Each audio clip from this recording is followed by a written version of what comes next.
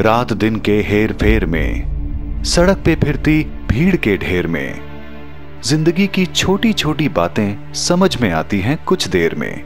WHO के एक सर्वे के मुताबिक विश्व भर में साल 2008 में 1,27,00,000 कैंसर के केस दर्ज हुए, जिनमें से 76 लाख से ज्यादा लोगों को कैंसर ने निगल लिया। और निराश करने वाला आंकड़ा ये है कि उसमें से 30% जानें सिर्फ सही समय पर डॉक्टरी सलाह न लेने की वजह से हुई। और एक अनुमान के अनुसार साल 2030 में ये आंकड़ा लगभग दुगना हो जाएगा। शायद ही विश्व के इतिहास में कोई और ऐसा रोग होगा जो इस गति से विकराल रूप ले रहा हो।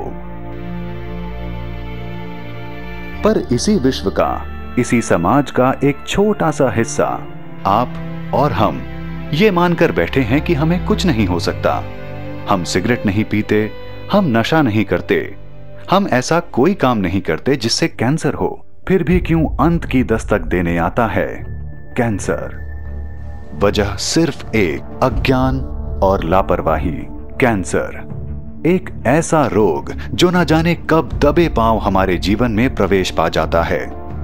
कैंसर एक ऐसा भयानक शब्द जिसका हमारे जीवन से जुड़ना भर ही हमारे लिए अंत की दस्तक है। कैंसर न सिर्फ पीड़ित बल्कि उसके परिवार के लिए भी एक डरा देने वाला रोग है। कैंसर का असर शारीरिक से ज्यादा मानसिक होता है। कैंसर अपने साथ लाता है नाउमीदी, मायूसी, बदहाली, जिसकी वजह से कैंसर के होने पर हम उससे लड़ने और जीतने की बजाय लगते हैं अपनी जिंदगी को समेटने। भले ही आज कैंसर का इलाज मौजूद है, दवाइयां मौजूद हैं, लेकिन कमी है तो सिर्फ जानकारी की। और इसी भ्रम को आपके और हमारे जीवन से दूर करने और कैंसर के विरुद्ध एक नई शुरुआत का नाम है कैंसर हीलर, एक आशा की किरण। नमस्कार, कैंसर हीलर एक आशा की किरण में मैं आप सभी का हार्दिक अभिनंदन करती हूं। दोस्तों, आज हम बात करेंगे शरीर के एक अहम हिस्से के बारे में। दिमाग, हमारा ब्रेन, हमारी पूरी बॉडी को कंट्रोल करता है। जब हमारा ये शरीर थक के चूर होके सो भी जाता है ना, तो भी हमारा ये दिमाग सोता नहीं है, निरंतर काम करता रहता है। ये इतना काम करता है, कभी आराम नहीं करता। तो लाजमी है इसमें कुछ प्रॉब्लम्स भी आ सकती हैं अगर हम इसे नज़रअंदाज करते हैं तो। जैसा कि आप सभी जानते हैं कि हमारे शरीर के जो हिस्से हैं उनमें कभी ना कभी कोई ना कोई खराबी आ सकती है, पर जो सिग्नल्स वो हमें देते हैं अगर हम उन्हें इग्नोर करते हैं तो यकीन मानिए ये छोटी छोटी प्रॉब्लम बहुत बड़ी बन सकती है। आज चूंकि हम बात ब्रेन की कर रहे हैं, यानी दिमाग की कर रहे हैं, इसका हम आपको एसोसिएशन कैंसर के साथ ही बताना चाहते हैं, ट्यूमर के साथ बताना चाहते हैं कि किस प्रकार हो सकता है। बहुत ही गौर से ये एपिसोड देखिएगा क्योंकि आज हम बात ब्रेन ट्यूमर की करने जा रहे हैं। ईश्वर ना करे आपके आसपास भी कभी किसी को ये बीमारी हो, लेकिन अगर जो हम आज खास बातें आपको बताने वाले हैं, ऐसे कोई भी सिम्टम्स आपको अपने जीवन में अपने आसपास कहीं भी नजर आता है तो चेत जाइएगा, होशियार हो जाइएगा, समझ जाइएगा कि कोई बीमारी आपके जीवन में दस्तक दे रही है। हमारे साथ मौजूद हैं जाने माने expert in cancer treatment doctor तरंग कृष्णा जी। डॉक्टर साहब, बहुत बहुत स्वागत है आपका, वेलकम टू आवर शो। नमस्कार डॉक्टर साहब, ब्रेन की बात हो रही है, ब्रेन ट्यूमर की बात हो रही है। ये बहुत बड़ी बीमारी है, जब हम इसे अखबारों में पढ़ते हैं, पिक्चर्स में देखते हैं, बहुत खौफ होता है। What is this brain tumour, पहले आप ये स्पेसिफाई कीजिए। ब्रेन ट्यूमर देखिए कई प्रकार के होते हैं, अलग अलग प्रकार के, क्योंकि ब्रेन में जिस प्रकार का जो एरिया होता है, जिस प्रकार के जो सेल्स होते हैं, जिस हिस्से से डेवलप होता है। जब ट्यूमर कई हिस्से से डेवलप हो सकता है। ट्यूमर कैसे डेवलप होता है? अगेन अनकंट्रोल्ड ग्रोथ हो रही है वहाँ पर। उस जो सेल जो बढ़ना था, जो सेल मल्टीप्लाई करने थे, वो अपने नॉर्मल रूटीन से ना होकर कई गुना तेजी से, कई गुना ज़्यादा मल्टीप्लाई कर जाते हैं। वहाँ पर फिर एक ट्यूमर, एक मास, एक लीजन के तौर पर डेवलप होना शुरू हो जाता है। वो ट्यूमर, वो मास, वो लीजन फिर ब्रेन ट्यूमर के नाम से रहता है। क्योंकि ब्रेन ट्यूमर का अगर देखा जाए तो हर प्रकार के, काफ़ी प्रकार के ट्यूमर्स हैं। ओलिगोडेंड्रोग्लायोमा ओलिगोडेंड्रोसाइट से डेवलप होता है। ग्लायोब्लास्टोमा मल्टीफॉर्म, जिसे हम GBM के नाम से जानते हैं।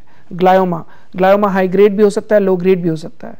जब मैं ग्रेड्स की बात कर रहा हूँ तो लो ग्रेड मतलब धीरे धीरे बढ़ने वाला ट्यूमर, हाई ग्रेड मतलब बहुत तेजी से डेवलप होने वाला ट्यूमर, बहुत तेजी से बढ़ने, मल्टीप्लाई करने वाला ट्यूमर। ये सब डिपेंड करता है कि किसका किस एरिया से ट्यूमर डेवलप हो रहा है, कहाँ से मास डेवलप हो रहा है और उसकी स्टेज क्या है, उसकी ग्रेड्स क्या है। अगर मेनिंजेस जो उसकी अंदर की वॉल्स होती हैं अगर वहाँ से डेवलप हो रहा है तो मेनिंजियोमा, बच्चों में बहुत ज़्यादा ब्रेन ट्यूमर कॉमन है। रेटिनोब्लास्टोमा जो आंखों से डेवलप होता है जिसमें बच्चे की आंख की पुतली बाहर आ जाती है, रेटिनोब्लास्टोमा। न्यूरोब्लास्टोमा ये स्पाइनल कॉर्ड में भी डेवलप होते हैं। न्यूरोब्लास्टोमा अगेन ये इस तरीके के काफ़ी सारे ट्यूमर्स हैं। मैं कई सारे नाम है ब्रेन ट्यूमर में, अकेले ब्रेन में ही इतने प्रकार के ट्यूमर्स हैं जिसके अलग अलग नाम हैं, बट होता एक ही रीज़न से है, लो इम्यून सिस्टम, कम रोग प्रतिरोधक क्षमता का हो जाना। चाहे किसी एक्सीडेंट के बाद, चाहे गिरने के बाद कोई चोट लगी, कोई गुम चोट लगी, उसको नज़रअंदाज किया, ब्रेन ट्यूमर डेवलप हो गया। रेडिएशन से, मतलब जो लोग पावर हाउस के सामने रहते हैं, जो लोग फैक्ट्रीज में काम करते हैं, इम्यून सिस्टम कम है, रेज पड़ रही हैं, आयोनाइजिंग रेडिएशंस पड़ रहे हैं, वहाँ पर कई प्रकार के रेडिएशंस पड़ रहे हैं जो इनएविटेबल है, ऑक्यूपेशनल हैजार्ड्स जिसे हम कहते हैं। वहाँ काम करते हैं वो लोग, वो इनएविटेबल है। एक्सरे मशीन्स में काम करते हैं, इनएविटेबल नहीं बच सकते, ब्रेन ट्यूमर में डेवलप हो जाता है। बच्चों में जो लोग बच्चे गिर जाते हैं बार बार, कम उम्र में छोटे हैं, खेलते खेलते गिर गए, हर कोई छोड़ देता है कि बच्चे हैं बार बार गिर गए, वो लापरवाही में छोड़ देते हैं, कोई बात नहीं बेटा, कोई बात नहीं, आगे बढ़ो। बट वो ये भूल जाते हैं, कोई बच्चा 6 महीने का था, 2 महीने का था, 1 महीने था, जब गिर रहा है, बिस्तर में सो रहा था, नीचे गिर गया, सर पे चोट लगी, ब्रेन ट्यूमर में डेवलप हो सकता है। लापरवाही ना बरतें, बिकॉज कई ऐसी दवाइयां हैं जो छोटे बच्चों में अगर देखा जाए तो उस टाइम पे अगर दवाई दी जाए तो वो ट्यूमर नहीं डेवलप होता, वो मास नहीं डेवलप होता, और उस टाइम पे अगर वो दवाई दे दी जाए तो कभी कोई गुम चोट ट्यूमर में नहीं बदलती। इस प्रकार की कई सारी दवाइयां हैं जो मैं आगे आने वाले शो में बताऊंगा। खैर, ट्यूमर जब जितने भी प्रकार के हों, जब वो डेवलप हो रहे हैं, उसको इमीडिएट जो भी प्रकार के सिम्टम्स उसमें आ रहे हैं, जो भी प्रकार के वो लक्षण शो कर रहा है, उसको इमीडिएट कैचअप करके आप उसका टेस्ट कराएं। डॉक्टर साहब, आपने चोट का जिक्र किया। चोट का जिक्र हमारे पिछले भी कई प्रोग्राम्स में हम कर चुके हैं कि ये गुम चोट जो है वो कहीं ना कहीं ट्यूमर, कैंसर बनाने के लिए बहुत रिस्पॉन्सिबल है। ये चीज़ वाकई बहुत भयावह है, लेकिन एक अच्छी बात आपने कही है कि चोट लगे तो उसके लिए भी कुछ है इलाज पद्धति जो आप आने वाले प्रोग्राम्स में हमें बताएंगे। इसके अलावा डॉक्टर साहब, एक रेडिएशन ऐसी बात है जो कि बहुत हमें बॉदर कर रही है, इनएविटेबल है, आपने खुद ने इस बात को एक्सेप्ट किया है। क्या जो लोग बहुत ज़्यादा टेलीफोन्स यूज़ करते हैं, मोबाइल फ़ोन्स यूज़ करते हैं, जैसे हम लोगों की ज़िंदगी में ये आम हो चुका है, अवॉइड नहीं कर सकते, और उन्हें सिर के कुछ हिस्सों में दर्द होना शुरू हो जाए, क्या हमें प्रिकॉशंस लेना तभी ज़रूरी हो जाता है? बिल्कुल ज़रूरी हो जाता है, क्योंकि अगर आपने देखा हो कि जो आदमी लगातार जिसका उसका ही काम है, जिसका फ़ोन पे ही बात करने का काम है, ट्रैवल एजेंट्स होते हैं कई सारे जिनका सारा बिजनेस फ़ोन पे चलता है, कई सारे जो ऐसे होते हैं जो फ़ोन पे ऑर्डर लेते हैं और उनका काम ही फ़ोन पे चलता है। ऐसे में ज़रूरी है कि आप मोबाइल फ़ोन्स पे ना करके लैंडलाइन फ़ोन्स यूज़ करें। एक लैंडलाइन फ़ोन पे अगर आप करेंगे तो एटलीस्ट आप नोटिस करेंगे कि अगर कोई आदमी सुबह से लेकर शाम तक फ़ोन पे बात कर रहा है, मोबाइल पे बात कर रहा है, घर आ रहा है तो वो कह रहा है उसको काफ़ी सर दर्द हो रहा है, लापरवाही ना बरतें। और आप खुद नोटिस करेंगे जब वो मोबाइल फ़ोन पे बात ना करके लैंडलाइन फ़ोन्स पर बात कर रहा है, एक बेस सेट्स के थ्रू बात कर रहा है, तो उसको सर दर्द काफ़ी कम हो गया। ये इटसेल्फ शो करता है कि रेडिएशन से कैंसर होता है। स्टडीज़ चल रही हैं, साइंटिस्ट कहते हैं कि रेडिएशन से कैंसर नहीं हो रहा। अगर रेडिएशन से कैंसर नहीं हो रहा तो जितने आसपास पूरे चारों तरफ रेडिएशन सिग्नल्स हैं, कोई आदमी कॉल सेंटर में काम कर रहा है, ऑफिस में काम कर रहा है, ये सब वाईफाई राउटर्स काम कर रहे हैं, इंटरनेट के सिग्नल्स के लिए वाईफाई राउटर्स यूज़ हो रहे हैं, ये सब कहीं ना कहीं सिग्नल्स दे रहे हैं, रेडिएशंस दे रहे हैं। ये रेडिएशन कुछ नुकसान नहीं पहुँचाएगी, ऐसा नहीं पॉसिबल है। आपने देखा होगा आजकल आने वाले टाइम में, पुराने ज़माने में तितलियां बहुत ज़्यादा दिखती थी, गोरैया चिड़ियाँ बहुत ज़्यादा दिखती थी, कई ऐसे चिड़िया दिखते थे। लोग टाइगर की तरफ तो बहुत ध्यान दे रहे हैं कि टाइगर खत्म हो रहे हैं, गोरैया चिड़िया भी खत्म हो रही हैं, तितलियां भी खत्म हो रही हैं, बट उसकी तरफ लोगों का ध्यान नहीं जा रहा। ये सब कहीं ना कहीं रेडिएशन की वजह से खत्म हो रहा है। ये सब हर कोई नज़रअंदाज कर देता है क्योंकि रेडिएशन को वो लोग इतनी इंपॉर्टेंस नहीं समझते। इनएविटेबल है, बड़ी बड़ी कंपनियां हैं, उनके मोबाइल के टावर्स लगे हुए हैं। ये मोबाइल के टावर्स लोग किराए के लालच में अपने घरों के ऊपर मोबाइल के टावर्स लगा देते हैं। वो ये भूल जाते हैं कि मोबाइल के टावर जो आप अपने घरों में लगा रहे हैं उससे भी ब्रेन ट्यूमर हो सकता है। उससे भी स्टडीज़ हैव बीन देयर जिससे प्रूव होता है कि कहीं ना कहीं सिग्नल्स, अगर किसी को सरदर्द हो रहा है वो ज़्यादा इस्तेमाल करने से, तो कुछ ना कुछ तो वो अंदर केमिकल एक्टिविटी कर रहा होगा, कुछ ना किसी प्रकार के अगर अंदर कोई इसी प्रकार के कोई ऐसे सिग्नल्स में डिस्टर्बेंस कर रहा होगा जिससे अंदर रोग प्रतिरोधक क्षमता शरीर की कम होती जा रही है, इम्यून सिस्टम कम होता जा रहा है, और कोई ना कोई जब भी इम्यून सिस्टम कम होगा ट्यूमर डेवलप होगा। किसी को चोट लगी, उसके बल गिरा, वहाँ सर के बल गिरा, सर के बल गिरने के बाद वहाँ पर खून का दबाव, खून का वो क्लॉट बन गया, एक थ्रोम्बस बन गया, वो भी ब्रेन ट्यूमर में डेवलप हो सकता है। सो इन सारी चीज़ों को अगर कोई भी नज़रअंदाज करता है, स्मोक कर रहे हैं, ड्रिंक कर रहे हैं, ज़रूरी नहीं है कि स्मोक करने से लंग कैंसर ही होगा, माउथ का कैंसर होगा, टंग कैंसर ही होगा, ऐसा नहीं है। स्मोक करने से ब्रेन ट्यूमर भी हो सकता है। ज़्यादा ड्रिंक करने से ज़रूरी नहीं है लिवर कैंसर ही हो, ड्रिंक करने से ब्रेन ट्यूमर भी हो सकता है। क्यों ये ऐसा हो सकता है? क्योंकि स्टडीज़ शो करती हैं कि इन सब चीज़ों से इम्यून सिस्टम कम हो रहा है। इम्यून सिस्टम जहाँ जहाँ कंप्रोमाइज्ड होगा, इम्यून सिस्टम जहाँ जहाँ कम होगा, रोग प्रतिरोधक क्षमता कम हुई, बीमारी से लड़ने की क्षमता कम हुई, ट्यूमर डेवलप हो गया। ट्यूमर किसी भी हिस्से में डेवलप हो सकता है। जितने एपिसोड्स में मैंने बताया कि अगर ट्यूमर कहीं कान में भी डेवलप होता है, जैसे सी ऑडिटरी कैनाल कहते हैं, अगर कान के में भी अंदर ट्यूमर डेवलप हो रहा है, मिडिल ईयर जिसे बोलते हैं, मिडिल ईयर में भी अगर ट्यूमर डेवलप हो रहा है तो वो किसी रीज़न की वजह से हो रहा है। अब उसने किसी भी को भी, हमारे मरीज आते हैं, वो उन्हें ऑडिटरी कैनाल का कैंसर, मिडिल ईयर का कैंसर डेवलप हुआ है, तो ऐसा नहीं है कि उसने बहुत ज़्यादा सिगरेट शराब पी उसे ही कैंसर डेवलप हुआ।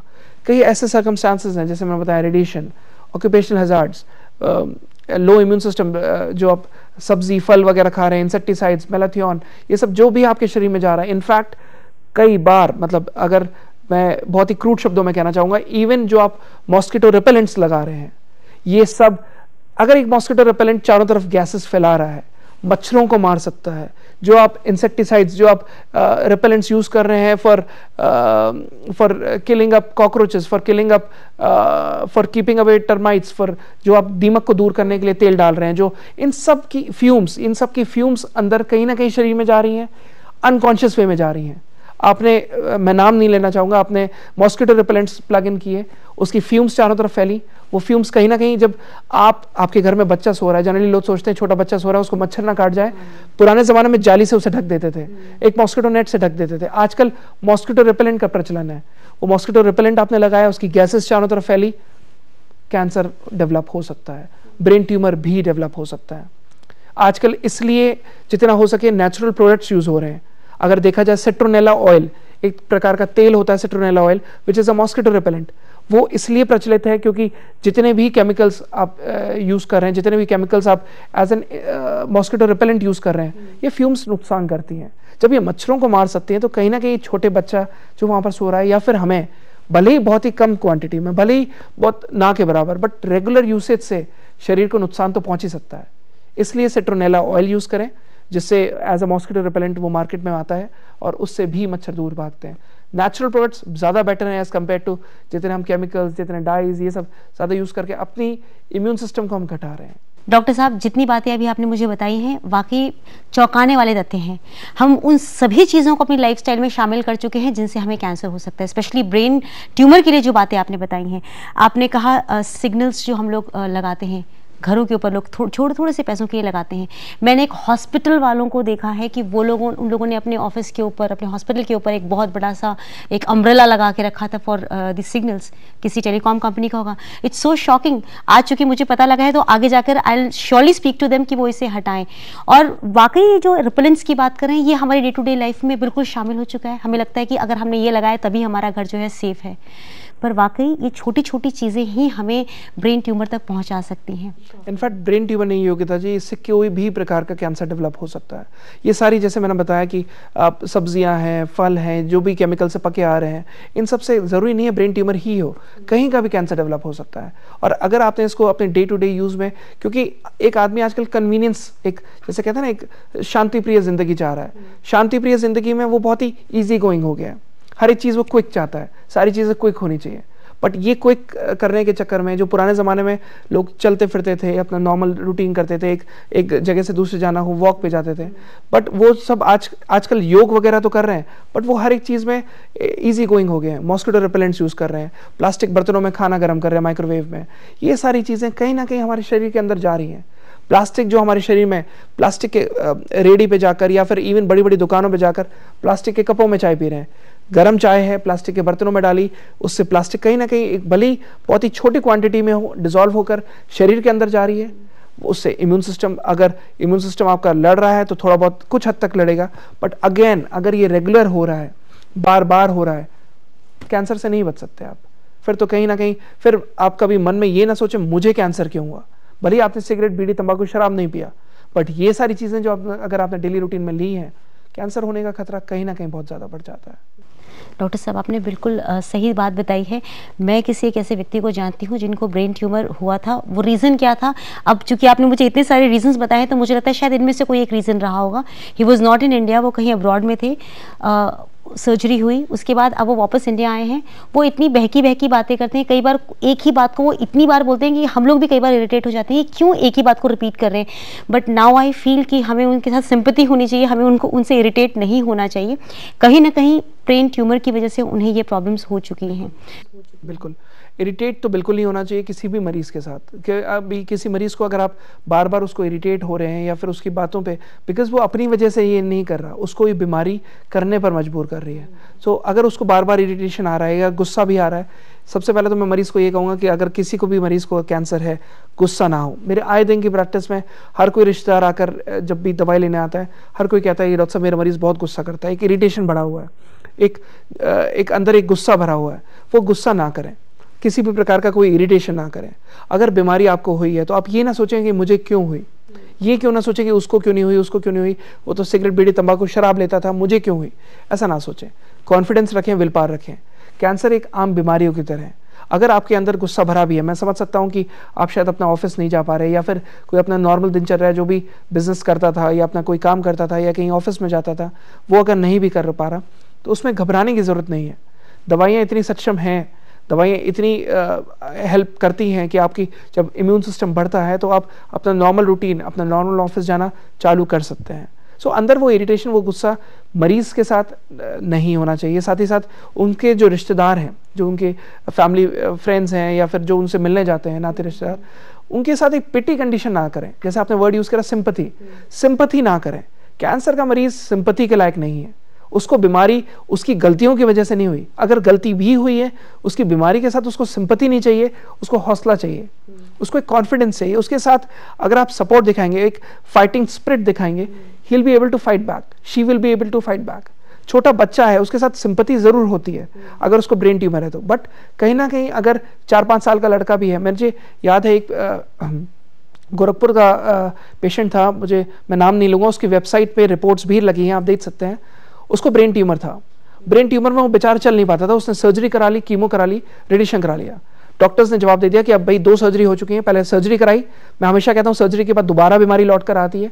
सर्जरी कराई, दोबारा कैंसर डेवलप हो गया, दोबारा ब्रेन में ट्यूमर डेवलप हो गया। उसको मेडुलोब्लास्टोमा था, मुझे याद आ रहा है। सर्जरी कराने के बाद उसको दोबारा ट्यूमर डेवलप हुआ। फिर उसके बाद जब डॉक्टर्स ने कहा 2 सर्जरी तो हो चुकी है, तीसरी सर्जरी नहीं हो सकती, रेडिएशन हुआ, सिकाई करी ताकि उसको फिट्स ना पड़े। तो बेचारा चल नहीं पाता था, 5 साल का बच्चा था, चल नहीं पाता था, रेंग के चलता था और क्रॉल कर करके चलता था 5 साल का। और बुरी बात यह है, मैं बुरा मतलब उसमें समझाना चाह रहा हूँ, मेरा केवल समझाने का मतलब है, वो जब लेटरिन करता था वो लेटरिन खा जाता था।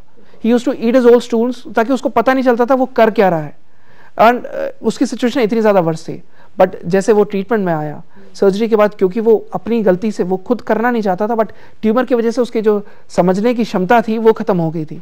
और उसके बाद जब ट्रीटमेंट में आया तो वो धीरे धीरे करके रिकवर करना शुरू किया। जिस डॉक्टर्स ने उसको सर्जरी एडवाइस कर दी थी मेडिकल कॉलेज के, वो डॉक्टर्स खुद हैरान थे कि पेशेंट जो चल फिर नहीं पा रहा था वो चलने कैसे लगा। जो पेशेंट स्टेरॉइड्स पे था उसको क्योंकि ब्रेन में सूजन डेवलप हो रही थी, पेरिलीजिनल एडिमा डेवलप हो रहा था, उसकी वजह से उसके स्टेरॉइड्स चल रहे थे। कई सारी दवाइयाँ चल रही थी जिनके मैं नाम नहीं ले सकता, कई सारी दवाइयाँ चल रही थी और स्टेरॉइड्स चल रहे थे। उसके धीरे धीरे करके स्टेरॉइड्स बंद हुए और पेशेंट इंप्रूव करने लगा, धीरे धीरे करके चलने लगा, बातचीत करने लगा, जिससे अपने माँ बाप से 2 साल से बात नहीं करी थी, वो अपने नॉर्मल रूटीन में बात करने लगा।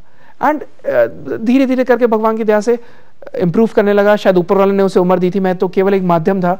और बच्चा इम्प्रूव किया। और मुझे याद है जब वो बच्चे को लेकर आए, उसके फादर गोरखपुर से ट्रैवल करके लाए थे, और जब क्लिनिक पे लाए तो बच्चे को कह रहे थे, बेटा ये तुम्हारे गॉडफादर हैं, मैंने तो केवल तुम्हें जन्म दिया है लेकिन जिंदगी इन्होंने दी है। मैंने कहा नहीं, इतने बड़े शब्द ना कहें, ये तो गॉडफादर तो खैर भगवान ही है, उन्होंने ही बचाया है, मैं केवल एक माध्यम था। लेकिन भगवान की दया से वो रिकवर हुआ, क्योर भी हुआ, उसकी रिपोर्ट्स भी वेबसाइट पर लगी। एंड टिल डेट पेशेंट अच्छा है और बस ऐसे दुआ मिलती रहे और पेशेंट ठीक होते रहे, वो ज़रूरी है।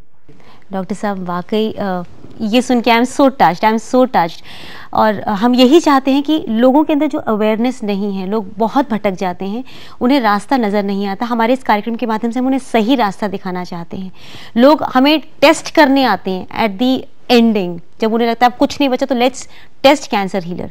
डोंट टेस्ट अस, आप आकर के देखिए कि हमारे यहाँ लोग जो ठीक होते हैं, हमारी वेबसाइट पे सब कुछ बहुत क्लियरली मेंशन्ड है, आप उसे खुद भी पढ़ सकते हैं, क्योंकि वेबसाइट पे कुछ भी हम यूं ही नहीं डाल सकते हैं। लोगों की टेस्टिमोनियल्स जो डाले जाते हैं वो यूं ही नहीं डाले जाते हैं, इट्स ऑल ऑथेंटिक। तो आप उसे देख सकते हैं और अपने ऊपर बहुत प्रैक्टिकल्स करवाने की आपको ज़रूरत नहीं है। जब आपको सही जगह दिख रही है, सही मार्गदर्शन देने वाले व्यक्ति आपके पास मौजूद हैं जो आपको बता रहे हैं कि किस तरह से हम ट्रीट कर सकते हैं, तो why not to choose the right वे।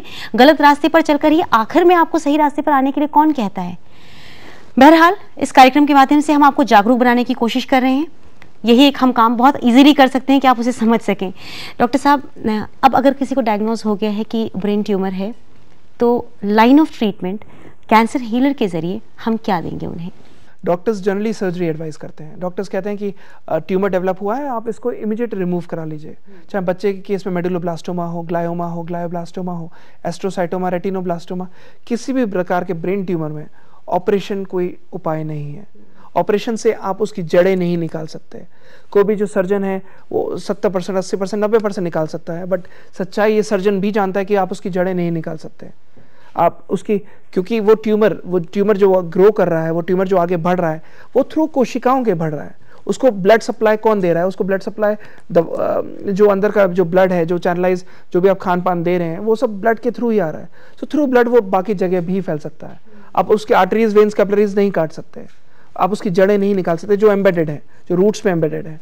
तो उसके बाद फिर वो लोग रेडिएशन एडवाइस करते हैं। रेडिएशन मतलब जला देना, ताकि उसमें जितने बचे हुए सेल्स हैं, जो रूट्स हैं, वो जल जाएं।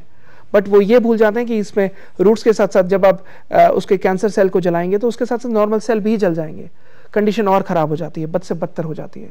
पैरालिटिक अटैक्स पड़ने शुरू हो जाते हैं, पेशेंट को बार बार फिट्स पड़ने शुरू हो जाते हैं, जिसको हम दौरे भी कहते हैं। उसके लिए दौरे बंद करने के लिए दवाई दी जाती है, बट जब वो ऑपरेट कर देते हैं तो उसके चारों तरफ एक इडिमा, एक स्वेलिंग डेवलप हो जाती है, जिसको हम पेरीलीजनल इडिमा कहते हैं।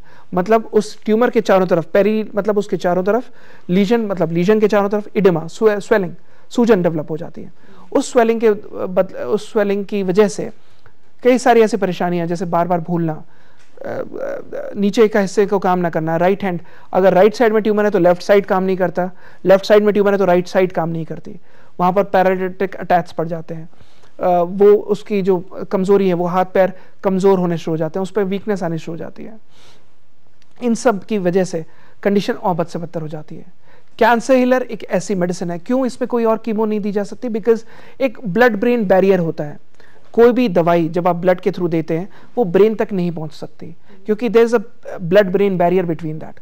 एक तरीके से नेचर ने, एक प्रकृति ने, भगवान ने एक बहुत ही नेचुरल तरीके से बनाया है कि कोई भी चीज़ आप लेंगे तो ब्लड के थ्रू सीधे ब्रेन में ना पहुंच जाए, मरीज को नुकसान ना पहुंचे, किसी भी व्यक्ति को नुकसान ना पहुंचे। तो वो एक ब्लड ब्रेन बैरियर बनाया हुआ है।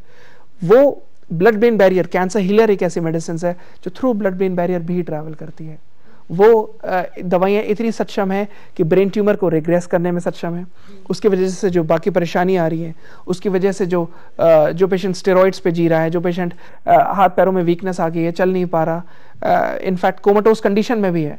कई पेशेंट ऐसे भी आए हैं जो बिल्कुल सेमी कोमा में थे, उनको सब खाना पीना ड्रिप के थ्रू चल रहा था, और वो भी जब हमने दवाइयाँ ज़बान के थ्रू बस एक एक बूंद करके दिलवाई या फिर धीरे धीरे करके दवाइयाँ दी गई, पेशेंट रिकवर हुआ, सेमी कोमा से बाहर आया, नॉर्मल चलने फिरने लगा, होश में आया। सबसे पहले तो डिस्चार्ज हुआ, उसके बाद अपने नॉर्मल रूटीन में आया। सो ये सब दवाइयाँ, this is no miracle, this is no चमत्कार, किसी प्रकार का कोई चमत्कार नहीं है, ये प्योर मेडिकल साइंस है।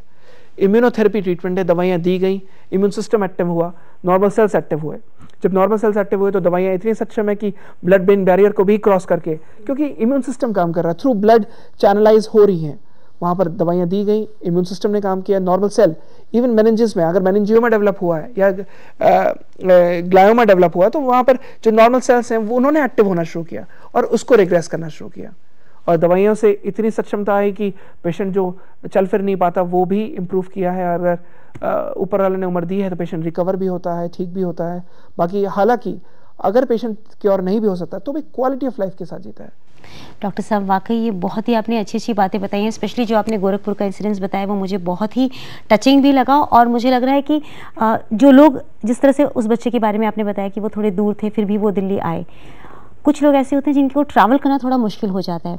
उनका तो चलिए छोटा बच्चा था, वो उसे उठा के ला सकते थे। जिनके पेरेंट्स को ये प्रॉब्लम हो चुकी है, जो बड़े बूढ़े हो गए हैं, जिन्हें ये प्रॉब्लम हो चुकी है, क्या उनका ट्रीटमेंट भी संभव है? नहीं, बिल्कुल संभव है। इवन दवाइयों में इतनी सक्षमता है, दवाइयाँ इवन एट लेटर एजेस में भी काम करती है, चाहे पेशेंट 76 साल का भी क्यों ना हो। अगर आप उसमें देखेंगे तो रिपोर्ट्स में इवन 76 ऑफ पेशेंट जिसमें ब्रेन में मेटास्टेसिस हो चुकी थी, ब्रेन में ट्यूमर डेवलप हो चुका था, ब्रेन में प्राइमरी कहीं और होने के बाद सी स्टमक था, ब्रेन मेटास्टेसिस हो गए, तो उसके बाद भी पेशेंट रिकवर किया।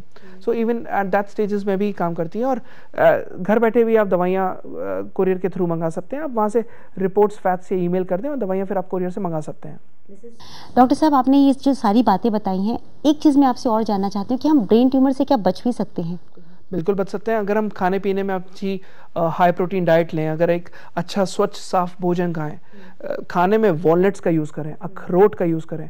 अखरोट से ब्रेन ट्यूमर प्रिवेंट होता है, बादाम से ब्रेन ट्यूमर प्रिवेंट होता है। अगर आप अखरोट को देखें तो अखरोट की शेप, अखरोट का डिज़ाइन बिल्कुल ब्रेन की ही तरह है। तो जितना आप अपने सेवन में अखरोट का इस्तेमाल करेंगे, एक हाई प्रोटीन डाइट लेंगे, अच्छे ड्राई फ्रूट्स लेंगे, काजू वगैरह ना लेकर अगर आप अखरोट, बादाम ये सब यूज़ करते हैं तो ब्रेन ट्यूमर से भी बच सकते हैं। डॉक्टर साहब, आपने ये बहुत अच्छा बताया है कि हमें अखरोट खाना चाहिए, बादाम खाना चाहिए, ये सारी चीज़ें हमें बचा सकती हैं ब्रेन ट्यूमर से। डॉक्टर साहब, बहुत ही अच्छी नॉलेज आज आपने हमें दी है, आपने एजुकेट किया है एक्चुअली हमें ब्रेन ट्यूमर के बारे में, उसके लिए आपका बहुत बहुत धन्यवाद। Thank you so much. नमस्कार दोस्तों, ब्रेन ट्यूमर के बारे में हमने आपको बहुत सारी बातें बताई हैं। ये छोटी सी ज़िंदगी है, इस छोटी सी ज़िंदगी को खुशनुमा तरीके से जीने की कोशिश कीजिए। जो आपको मार्गदर्शन दिया जाता है अपने इस कार्यक्रम के माध्यम से, जो हम कोशिश कर रहे हैं रोज़ाना आपको बताएं, उसे हमेशा ध्यान में रखिए। ये आपकी ज़िंदगी है, आपके लिए कीमती तो है ही, आपके अपनों के लिए भी ये बहुत ज़्यादा कीमती है। कैंसर हीलर के ज़रिए हम हमेशा आपके पास मौजूद रहेंगे, एक सपोर्ट सिस्टम की तरह। आप हमसे मिल सकते हैं, हमसे बात कर सकते हैं, जान सकते हैं। क्वेरीज जो भी आपके मन में है आप उनसे ज़रूर पूछ सकते हैं, क्योंकि कई बार क्वेरीज मन में दबी रह जाती है, हम शेयर नहीं कर पाते हैं और यही बहुत बड़ी प्रॉब्लम को हम जन्म दे देते हैं। इस बात को ध्यान में रखिए। Feel free to call us. बात करने के लिए, कंसल्टेशन लेने के लिए आप ज़रूर आइए, हम आपको सही मार्गदर्शन देंगे। बहरहाल आपकी ज़िंदगी बहुत खुशनुमा हो, यही हमारी कामना है। आज दीजिए इजाज़त। नमस्कार।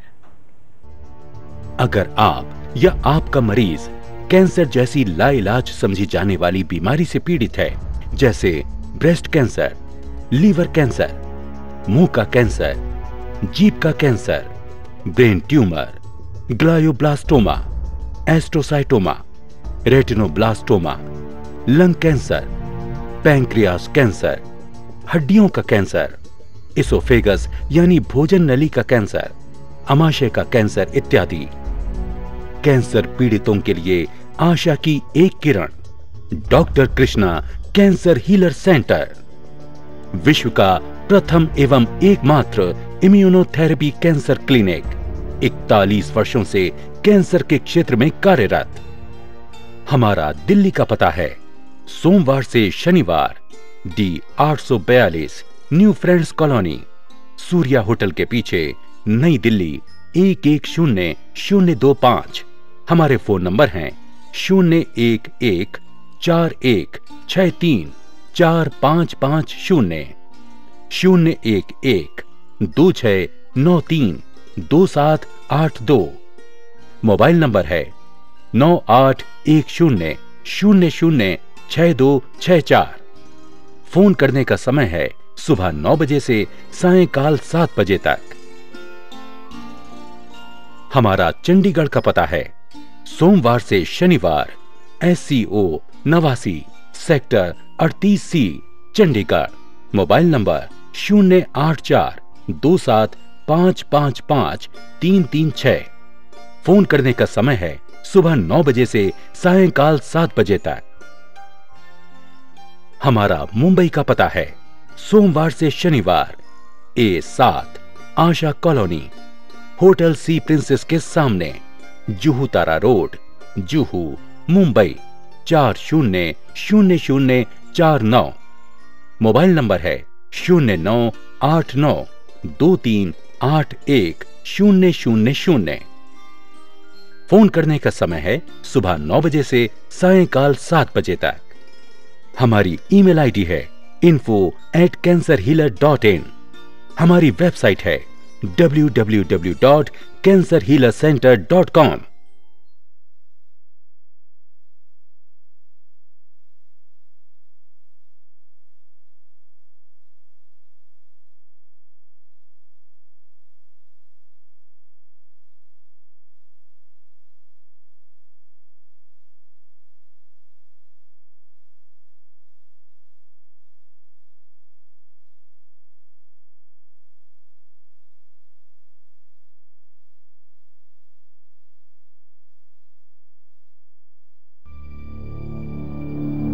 रात दिन के हेर फेर में, सड़क पे फिरती भीड़ के ढेर में, जिंदगी की छोटी छोटी बातें समझ में आती हैं कुछ देर में।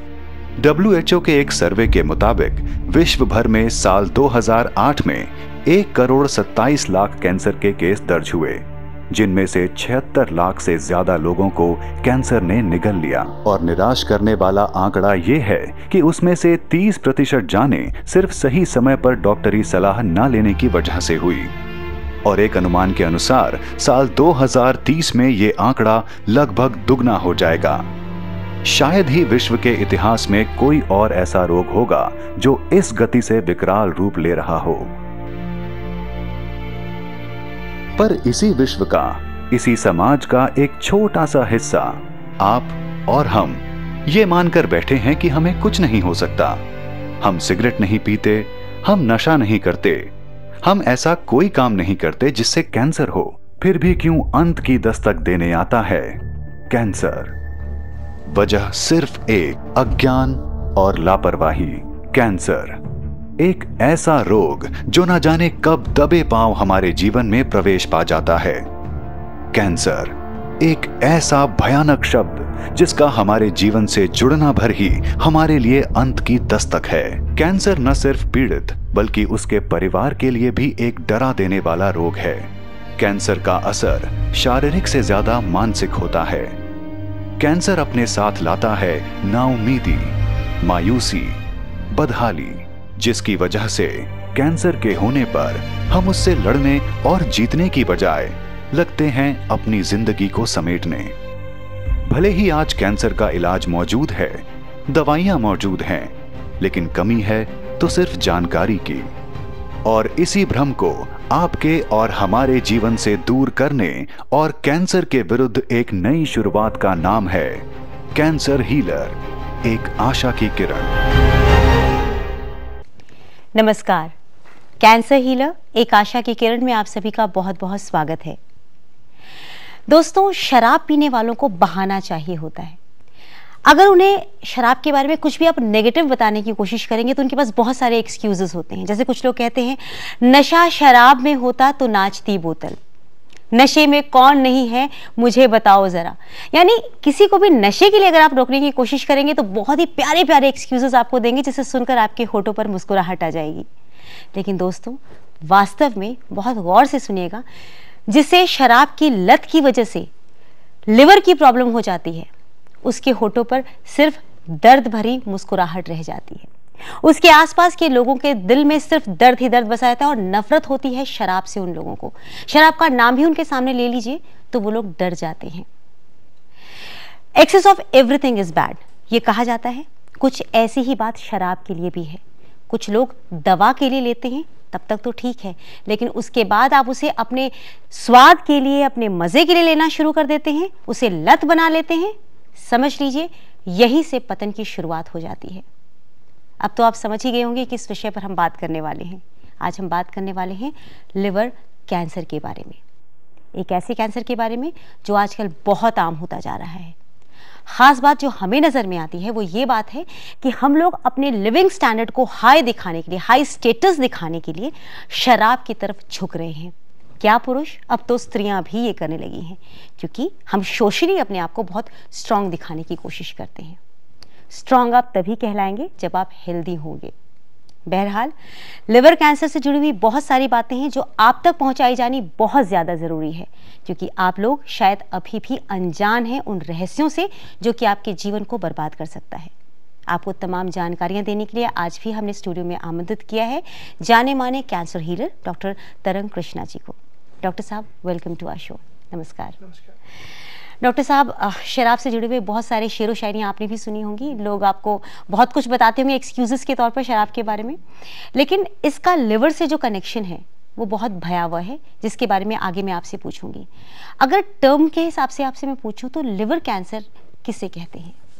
देखिए, लिवर कैंसर लिवर में होने वाला ट्यूमर है जो वहाँ से जब शुरुआत होती है, जब लिवर किसी रीजंस की वजह से, जब उसके सेल्स सही से परफॉर्म नहीं कर पाते, जब वो सेल्स मल्टीप्लाई बहुत तेज़ी से करना शुरू कर देते हैं। इस मल्टीप्लिकेशन के कई सारे रीज़न जिम्मेदार हैं। सबसे इंपॉर्टेंट रीज़न, जैसे आपने बताया, शराब, अल्कोहलिक सिरोसिस डेवलप हो जाती है। इस अल्कोहलिक हेपेटाइटिस या अल्कोहलिक सिरोसिस की वजह से जब सिरोसिस होती है तब उसमें जितने भी सेल्स होते हैं वो सेल्स धीरे धीरे करके मल्टीप्लाई करना शुरू कर देते हैं। उसमें जगह जगह के ट्यूमर्स आ जाते हैं, लीजन्स आ जाते हैं।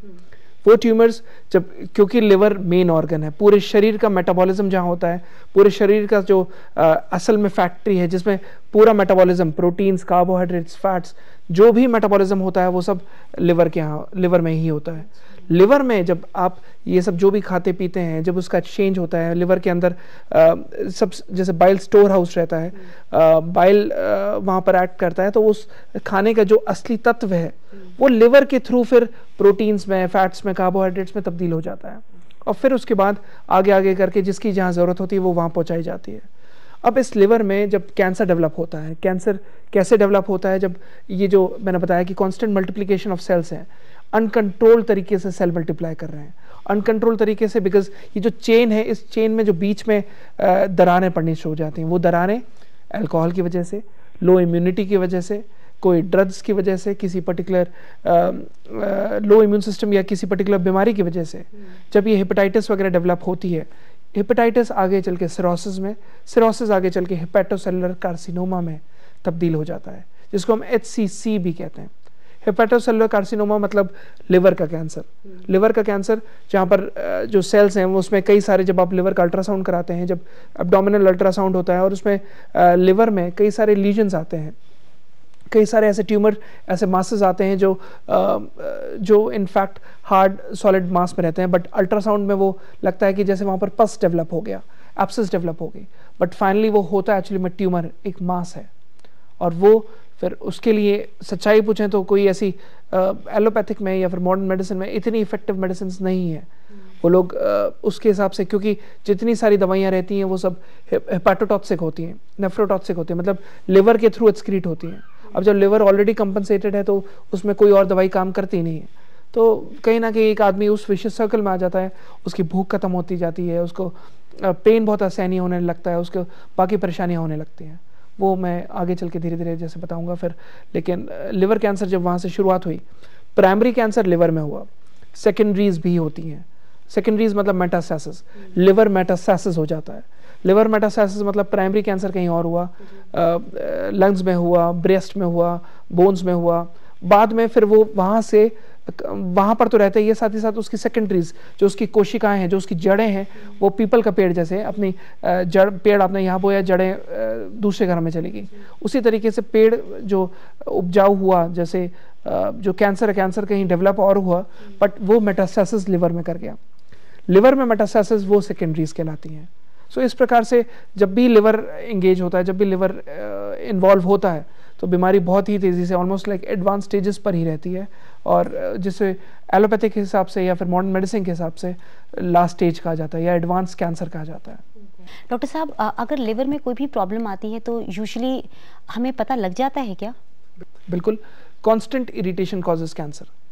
किसी को भी अगर भूख लगनी कम हो रही है, किसी को भी अगर लॉस ऑफ एपेटाइट हो रही है, भूख नहीं लग रही, अच्छे से नहीं खा पा रहा, या फिर कुछ भी खा रहा है तो उसको उबकाई आनी शुरू हो रही है, नौजिया हो रहा है, उल्टी जैसा लग रहा है, रोटी देखता है सामने तो रोटी की स्मेल से उसे चिढ़ मच जाती है, अगर खाना देख रहा है तो खाने की स्मेल से वो कहता है खाना दूर भगा दो, मुझे खाना नहीं देखना। सो ये जो लॉस ऑफ एपेटाइट, एक खाने के प्रति रुचि बिल्कुल खत्म हो जाना, कहीं ना कहीं लिवर कैंसर का शुरुआती सिम्टम है। पीलिया डेवलप होना, जॉन्डिस डेवलप होना, आंखों के नीचे इक्टेरस, जैसे कहते हैं कि आंखों ये इसमें उसमें कंजक्टिवा में जो इक्टेरस डेवलप होना, मतलब पीलापन आना, और धीरे धीरे करके नाखून में पीलापन आना, या फिर हाथ पीले हो जाना, शरीर पीला हो जाना, पीलिया जैसे हम कहते हैं। अगर पीलिया डेवलप हो रहा है तो इमीडिएट जांच करानी चाहिए। हो सकता है कि ये पीलिया लिवर कैंसर का भी क्यों ना हो, क्योंकि पीलिया तो वैसे कई रीजंस की वजह से भी हो सकता है, बट पीलिया लिवर कैंसर में भी बहुत ज़्यादा प्रोमिनेंट है। कई पेशेंट्स हमारे पास आते हैं जिन्हें डायग्नोज ही पीलिया के बाद होता है। शुरुआत में पीलिया हुआ, उन्होंने पीलिया का इलाज करवाया। कई लेमैन्स टर्म में अगर देसी इलाज की बात करें तो कई लोग झड़वाते हैं, कई लोग दवाई दिलवाते हैं, कई लोग माला पहनवाते हैं, जो लकड़ियाँ होती है लकड़ियों की माला पहना देते हैं। ये सब इलाज, या फिर एलोपैथी में अगर देखा जाए, मैं दूसरी दवाइयों का नाम नहीं देना चाहूँगा, कई सारा इलाज कराते हैं, बट पीलिया उससे कंट्रोल नहीं हो रहा। लिवर कैंसर का हो सकता है। लापरवाही ना करें। अगर किसी को पीलिया डेवलप हुआ है, लिवर कैंसर के हिसाब से सोचकर टेस्ट जरूर करा लेना चाहिए। किसी को अगर बार बार लिवर की साइड में मीठा मीठा, राइट हैंड साइड में, कमर के राइट साइड के हिस्से में अगर पेन हो रहा है, वो पेन जो बहुत ही मीठा मीठा सा दर्द है, किसी को लगातार वो मीठा मीठा सा पेन हो रहा है जो आगे चल के कभी बढ़ जा रहा है, जैसे कहते हैं पेन को लपाके मारना, कभी बढ़ जा रहा है कभी कम हो जा रहा है, इंसिडेंस जो उसकी ग्रेड है कभी ज़्यादा कम ज़्यादा हो रही है, लिवर कैंसर हो सकता है। किसी को खाना खाने के बाद इमीडिएट लैट्रिन भागना पड़ रहा है, स्टूल करने भागना पड़ रहा है, लिवर कैंसर हो सकता है। इसका मतलब उसका लिवर सही से काम नहीं कर रहा, वो उसको ओवरलुक कर रहा है, कॉन्स्टेंटली इरिटेट कर रही है वो चीज़। खाना खाया इमीडिएट उसको स्टूल के लिए भागना पड़ा, खाना खाया उसको एसिडिटी होनी शुरू होने लगी, उल्टियाँ आनी शुरू होने लगी, या फिर नौजिया हो रहा है, उपकाइयाँ आ रही हैं खाने का रूटीन में। भले आपने घर का खाना भी खाया, बाजार का भी खाया, अलग बात है, बट जनरली ये चीज़ परसिस्ट कर रही है, कैंसर हो सकता है। डॉक्टर साहब, अभी आपने जो हमें पीलिया की बात बताई है, ये कई बार मैंने सुना है लोगों की ज़ुबान से, बहुत जनरली कहते हैं पीलिया बिगड़ गया। तो क्या पीलिया बिगड़ना मतलब जो पीलिया कंट्रोल में नहीं आ पा रहा, कहीं ना कहीं ये लिवर कैंसर का एक छोटा सा सिग्नल है जो हमें कैच कर लेना चाहिए तुरंत? बिल्कुल। अगर किसी को जॉन्डिस हो रहा है, अगर किसी को पीलिया डेवलप हो रहा है, तो उसके बाद, क्योंकि पीलिया भी कई प्रकार के होते हैं, obstructive jaundice, hepatic jaundice. Obstructive मतलब जब रुकावट की वजह से हो रहा है। कई बार बिलियरी ट्रैक्ट के भी कैंसर होते हैं, कोलेंजियोकार्सिनोमा, बाइल डक्ट का कैंसर। तो कोलेंजियोकार्सिनोमा, हेपाटोसेलुलर कार्सिनोमा, ये सब उस प्रकार के कैंसर है जिसमें पीलिया एक बहुत ही मार्क्ड, बहुत ही इंपॉर्टेंट सिम्टम है। इसको नज़रअंदाज ना करें। अगर जैसे आपने बताया पीलिया बिगड़ गया, अगर किसी को पीलिया है, आप प्रॉब्लम ये है कि हर आदमी जब पीलिया होने लगता है तो वो झड़वाने जाता है, बाकी चीज़ें कराता है, वो सोचता है कि गन्ने का रस पिलाएंगे तो ठीक हो जाएगा, मूली का रस पिलाएंगे ठीक हो जाएगा। ये सब आप जो कराना चाह रहे हैं, मैं किसी के रिलीजियस सेंटिमेंट्स या किसी की भी उसको हर्ट नहीं करना चाह रहा, ये सब आप कराएं, बट इसके साथ साथ एक टेस्ट ज़रूर करा लें। गॉड फॉरबिड, खुदा ना खास्ता, ये लिवर कैंसर तो नहीं है। किसी को अगर शराब पीता है वो, ये चाहे शराब नहीं पीता, एक नॉन अल्कोहलिक स्टेरेटोरिक हेपेटाइटिस भी होता है। नॉन अल्कोहलिक, जिसे हम नैश कहते हैं, नॉन अल्कोहलिक हेपेटाइटिस में फैटी लिवर होना शुरू हो जाता है। कई लोगों को, अगर आम बात है, कोई आदमी अपना रूटीन में अल्ट्रासाउंड कराता है, फैटी लिवर आया, वो कहता है डॉक्टर साहब हमारा घी तेल भी मैं नहीं खाता, शराब नहीं पीता, सिगरेट नहीं पीता, फिर भी फैटी लिवर आ रहा है। लापरवाही ना करें। अगर वो फैट डिपॉजिट्स हो रहा है, उसका एक्शन फौरन शुरू करें। ये फैटी लिवर जैसे जैसे ग्रेड बढ़ती जाएगी, कहीं ना कहीं गॉड फॉरबिड, खुदा ना खास्ता, ये हेपाटोसेलुलर कार्सिनोमा में तब्दील हो सकता है। छोटी छोटी चीज़ें हमारी नॉर्मल दिनचर्या, क्योंकि लिवर मेन ऑर्गन है पूरे शरीर का, मेन फंक्शन, सारे फंक्शन जितने हैं शरीर के सब लिवर को करने हैं।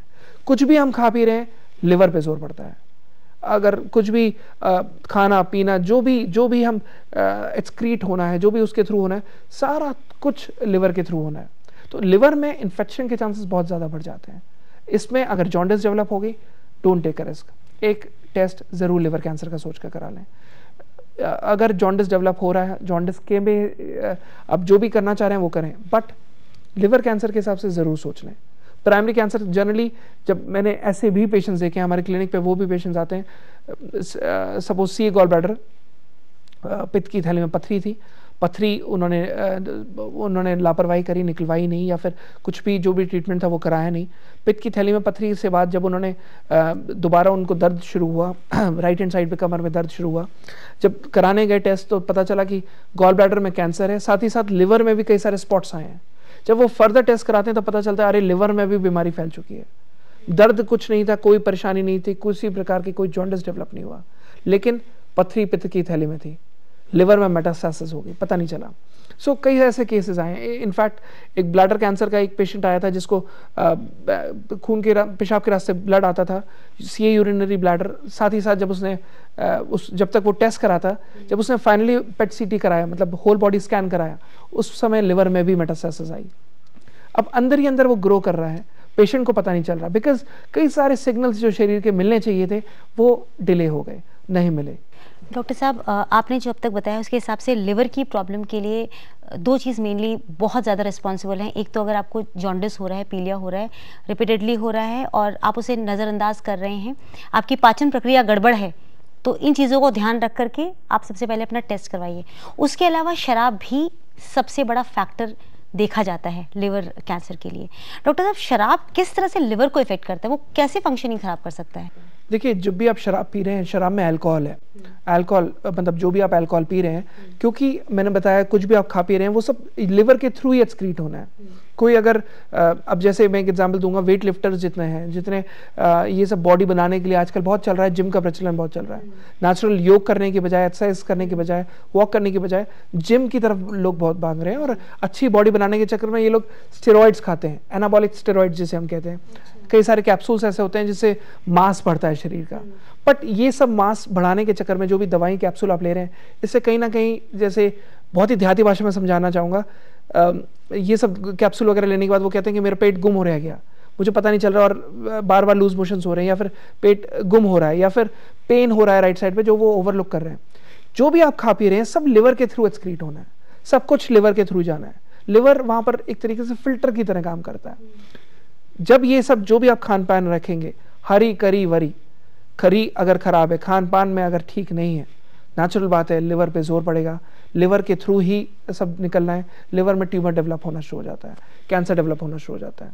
जो भी उसके सेल्स को मल्टीप्लाई करना है, उसकी चेन कहीं ना कहीं खराब हो जाती है। उसके मैं ज़्यादा मेडिकल टर्म्स में नहीं समझाना चाहूँगा बिकॉज फिर लोगों को उतना समझ में नहीं आएगा, बट देहाती भाषा में लिवर पे जोर पड़ा, लिवर का जो चेन खत्म होनी थी वहाँ पर ट्यूमर डेवलप होना शुरू हुआ, और जब ये सिस्टम पूरा बिगड़ा, इम्यून सिस्टम पूरा बिगड़ा, धीरे धीरे करके कैंसर डेवलप होना शुरू हुआ। गॉश, लिवर में सूजन भी आ जाता है लोगों को। कई बार मैंने देखा है कि जब लोग शराब छुड़वाने की कोशिश कर रहे होते हैं, तब सोचते हैं, जब लिवर में सूजन आ जाता है, उनको बहुत सारी प्रॉब्लम शुरू हो जाती है, तब सोचते हैं कि अब छुड़वाया जाए, मगर फिर भी रोक पाना अपने आप को उनके लिए थोड़ा मुश्किल होता है। लेकिन हमारा जो ये प्रोग्राम है, कम से कम उन लोगों के लिए है जो लोग शराब बहुत पसंद करते हैं, उसके लिए उनके पास सैकड़ों एक्सक्यूजेस होते हैं कि शराब जो है वो बहुत अच्छी चीज़ है, उससे कोई फ़र्क नहीं पड़ता। लेकिन डॉक्टर साहब, मैंने ये सुना हुआ है कि शराब की क्वांटिटी होती है, अगर आप उस लेवल में लेते हैं तो वो आपको कभी प्रॉब्लम नहीं कर सकती। देखिए, कोई भी आदमी अगर रेगुलर बेसिस में अल्कोहल ले रहा है, हालांकि ज़रूर ये है कि अगर आप 25 ml to 30 ml on regular basis अगर लेते भी हैं तो भी उतना नुकसान नहीं पहुंचता। But studies have been there जिसमें अगर आप एक फिक्स मात्रा से रेगुलर ज़्यादा ले रहे हैं ऑन रेगुलर बेसिस, आप क्योंकि शरीर उसके हिसाब से एक्लिमेटाइज कर जाता है, उसके हिसाब से एडजस्ट कर जाता है। आपकी जो बायोलॉजिकल क्लॉक है वो उसके हिसाब से एडजस्ट करनी शुरू हो जाती है। बट ऐसा नहीं है। आप अगर कोई बेसिस पे, रेगुलर बेसिस पे शराब ले रहा है, साथ ही साथ क्योंकि एक आदमी शराब लेने के बाद तला भुना ये सब खाना खाता है, कोई चिकन खा रहा है, कोई मटन खा रहा है, कोई उसके साथ साथ जितने तला भुना ले रहे हैं, कहीं ना कहीं लिवर को उतना ही जोर लगाना पड़ रहा है, कहीं ना कहीं लिवर पे उतना ही काम बढ़ रहा है। सच्चाई है कि जैसे कहते हैं, आपने बहुत अच्छा कहा कि पीने वाले को पीने का बहाना चाहिए। वो ये सोचते हैं कि केवल शराब ही उसमें काम करेगी, ऐसा कुछ नहीं है। जब होगा तब देखा जाएगा, वो जब होगा तब देखा जाएगा में ही गाड़ी बिगड़ जाती है। शराब पीते समय वो ये नहीं देखते कि उनकी फैमिली के पीछे उनकी कहीं ना कहीं वाइफ है, उनकी माँ है, पिताजी हैं, उनके बच्चे भी हैं। वो चेन वो भूल जाते हैं, वो सोचते हैं कि जब होगा तब देखा जाएगा। इनफैक्ट जैसे आपने बताया कि आजकल तो लेडीज़ भी कंधे से कंधा मिलाकर पी रही हैं। वो सोचती हैं कि ओकेजनली अगर पार्टीज़ में जा रही हैं, सोशल सर्कल में जा रही हैं, ओकेजनली पीने से कुछ फ़र्क नहीं पड़ता। ऐसा नहीं है। चाहे आप एक बार लें, चाहे 10 बार लें, फ़र्क, क्योंकि आपका बॉडी रूटीन उस हिसाब से एडजस्ट नहीं है, इम्यून सिस्टम लो है, आप ऑलरेडी, आपका शरीर उन सब चीज़ों से जूझ रहा है जो इनएविटेबल है, जैसे पॉल्यूशन, रेडिएशन, खराब सब्जियां, इंसेक्टिसाइड्स वाली सब्जियां, कार्बाइड वाले आम, कॉस्टिक सोडा वाला दूध, प्लास्टिक बर्तनों में माइक्रोवेव किए हुए खाना, इन सब चीज़ों में जब ऑलरेडी आप धीरे धीरे करके कैंसर के प्रोन हो रहे हैं, उसके ऊपर शराब, उसके ऊपर सिगरेट, कंडीशन इंप्रूव नहीं करेगी, बद से बदतर होती जाएगी। डॉक्टर साहब, आपने बिल्कुल सही कहा है। मैं जानना चाह रही हूँ कि अगर डायग्नोस हो जाए कि लिवर कैंसर है, ये डायग्नोज होने के बाद लाइन ऑफ ट्रीटमेंट क्या होती है? देखिए, अगर हम मॉडर्न मेडिसिन की बात करें तो सच्चाई पूछें तो इतना नहीं रह जाता। लिवर में वो लोग कहते हैं कि लिवर में उनके पास ट्रीटमेंट्स मौजूद हैं, रेडियो एब्लेशन करते हैं जिसमें जला दिया जाता है या उतने पार्ट को काट दिया जाता है। बट आप कहते हैं कि लिवर का उसका जब ऑपरेशन करा दिया जाए तो ऑपरेशन के बाद वो ठीक हो सकता है, ऐसा नहीं है। जड़ें नहीं निकाल सकते। आपने उस पार्ट को रिमूव किया, जनरली अगर लिवर में कैंसर डेवलप हुआ है तो वो सोचते हैं कि 2 सेंटीमीटर एक्स्ट्रा काट कर उतना पार्ट निकाल देंगे ताकि जड़ें भी निकल जाएं। बट वो थ्रू रूट्स ब्लड उसको सप्लाई कर रहा है, वो जड़ें कहीं और भी फैल सकती हैं, जो फैलती ही हैं। ऑपरेशन भूल के भी ना कराएं। ऑपरेशन अगर आप करा रहे हैं तो और स्थिति बद से बदतर हो रही है, कंडीशन और ज़्यादा डिटोरेट ही होगी। जहाँ तक रेडियोथेरेपी का सवाल है, कीमोथेरेपी का सवाल है, उसके बाद और स्थिति बद से बदतर हो जाती है। किसी भी मरीज को अगर जॉन्डिस है, 2 से ऊपर अगर जॉन्डिस है, कीमोथेरेपी नहीं हो सकती। ये सब कहने की बात है कि नहीं, कीमोथेरेपी एक बार करके देख लिया जाए ताकि पेशेंट इंप्रूव करे। नॉर्मल सी अगर आप एक कोई भी पैरासीटामॉल की भी गोली लेते हैं तो उसमें भी पीछे लिखा रहता है ओवरडोसेज में भी इंजूरियस टू लिवर। रीजन, हर एक दवाई हेपेटोटॉक्सिक है, लिवर के थ्रू एक्सक्रीट हो रही है। तो जब कीमोथेरेपी भी अगर आप देंगे तो वो भी लिवर के थ्रू एक्सक्रीट होगी। तो जब ऑलरेडी लिवर कंपनसेटेड है, ऑलरेडी लिवर डैमेज्ड है, तो दवाइयाँ जब लिवर के थ्रू एक्सक्रीट होंगी तो और लिवर इंप्रूव करने की बजाय और बैठ जाएगा। सो सच्चाई पूछें तो लिवर में कहीं ना कहीं हाथ खड़े हो जाते हैं, कह देते हैं कि घर ले जाओ, सेवा करो मॉडर्न मेडिसिन के हिसाब से। बट ऑल्टरनेटिव मेडिसिन में यस, इलाज मौजूद है, दवाइयाँ मौजूद हैं। ज़रूरत है आपके अवेयरनेस की, ज़रूरत है। आज भी ऐसे इलाज है जिसमें साइड इफेक्ट्स कुछ नहीं होते। कैंसर हीलर में साइड इफेक्ट्स बिल्कुल नहीं होते, दुष्प्रभाव नहीं होते। जिन लोगों की भूख खत्म हो जाती है, जिन लोगों को वजन गिरता जाता है, जिन लोगों को जॉन्डिस डेवलप हो जाता है, उसमें भी इंप्रूवमेंट आता है। पेशेंट क्वालिटी ऑफ लाइफ के साथ जीता है, जितना जीना है क्वालिटी ऑफ लाइफ के साथ।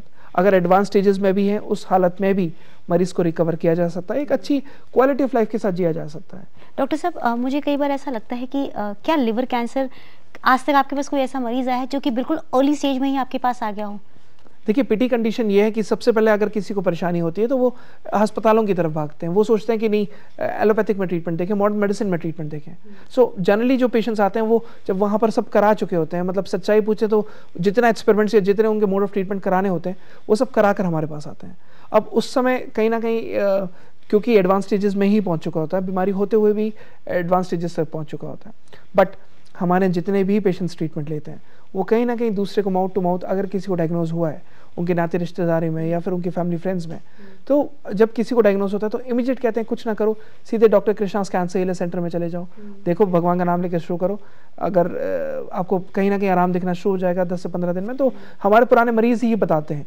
सो अर्ली स्टेजेस में भी आते हैं मरीज, बट उनके आने की तादाद, उनके आने की संख्या बहुत कम है, क्योंकि हर कोई भाई उसके वो सोचता है कि भाई इतने बड़े बड़े अस्पताल खुले हुए हैं, कहीं ना कहीं उनके पास ट्रीटमेंट मौजूद है।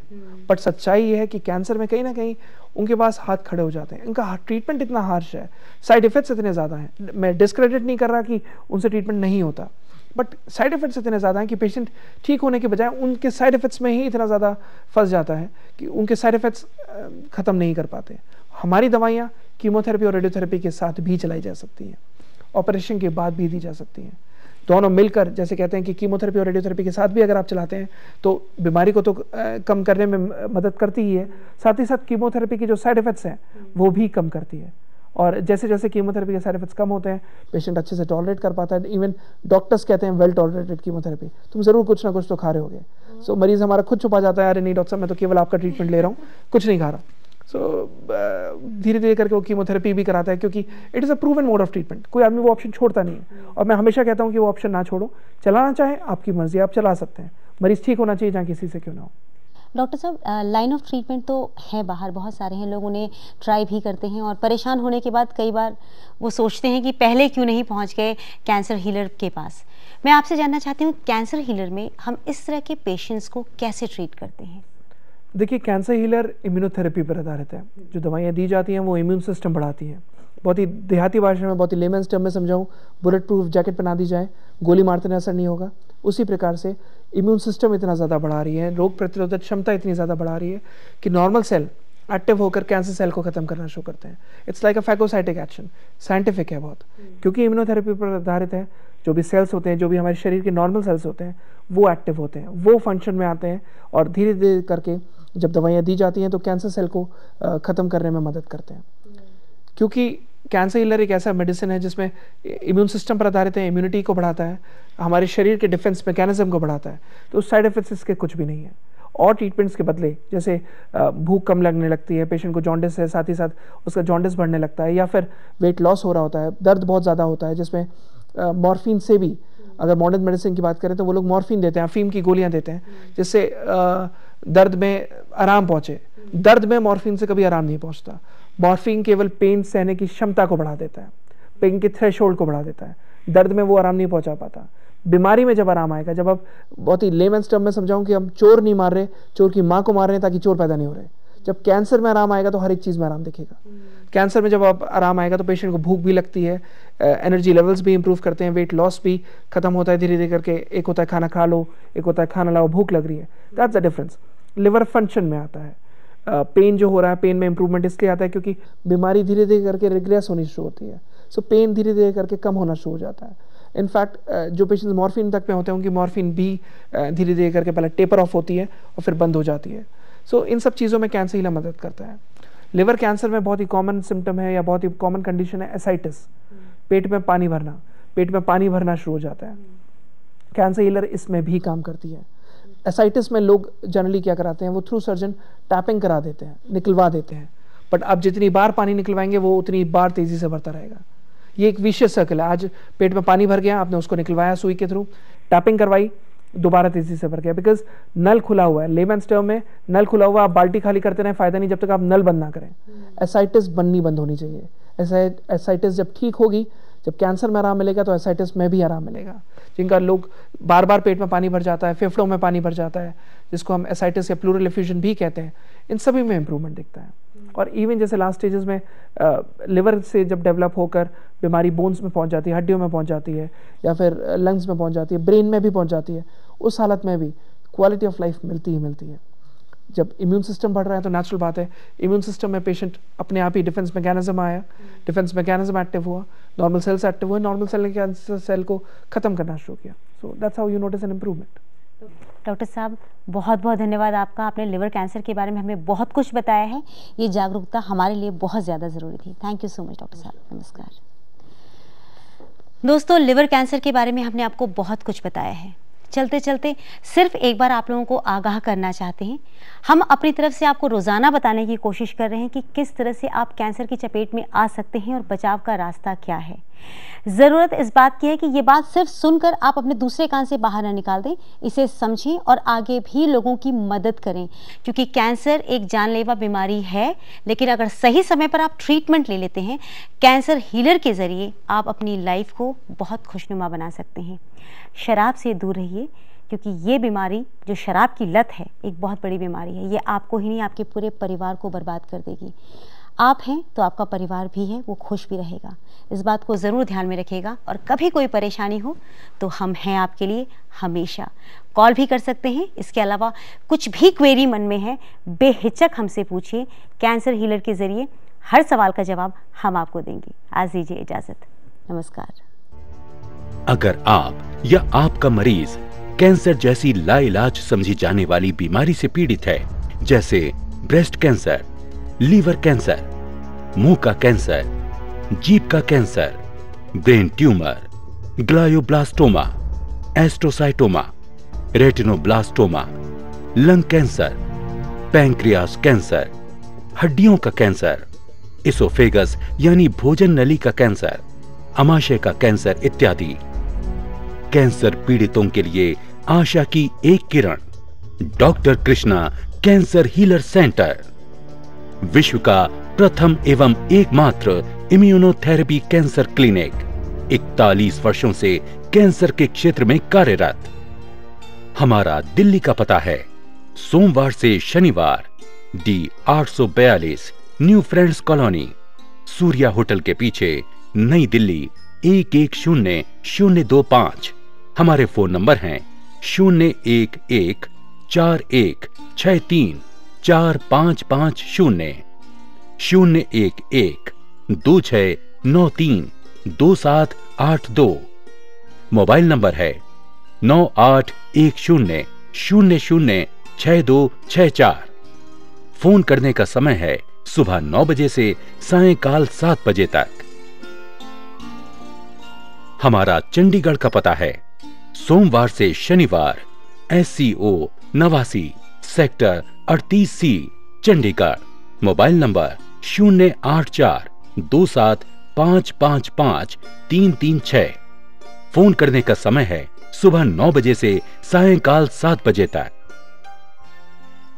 हमारा मुंबई का पता है सोमवार से शनिवार, A7 Asha colony, hotel Sea Princess के सामने, जुहू तारा रोड, जुहू, मुंबई 400049।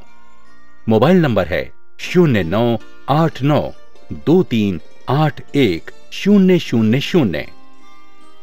फोन करने का समय है सुबह 9 बजे से सायंकाल 7 बजे तक। हमारी ईमेल आईडी है info@cancerhealer.in। हमारी वेबसाइट है www.cancerhealercenter.com।